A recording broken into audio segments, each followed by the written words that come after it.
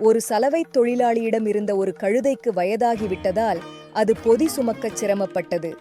ஒரு நாள் அந்த கழுதை அருகிலிருந்த ஒரு பாழடைந்த கிணற்றுக்குள் விழுந்துவிட்டது.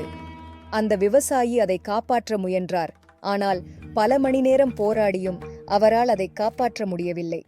பிறகு அவர் ஒரு முடிவுக்கு வந்தார். கழுதைக்கும் வயதாகிவிட்டது.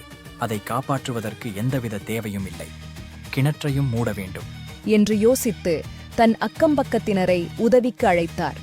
எல்லோருமாகச் சேர்ந்து அருகிலிருந்த மண்ணை வெட்டி கிணற்றுக்குள் போட்டனர். நடப்பதை புரிந்து கொண்ட கழுதை பயங்கரமாக கதறியது.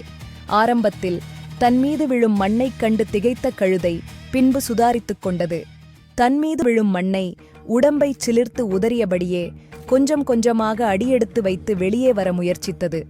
மேலே இருந்தவர்களும் மண்ணை வெட்டி போட்டுக்கொண்டே இருந்தனர். தப்பிக்க வேண்டுமென்ற குறிக்கோளுடன் கழுதையும் மண்ணை உதறிவிட்டு படிப்படியாக மேலே வந்து கொண்டிருந்தது.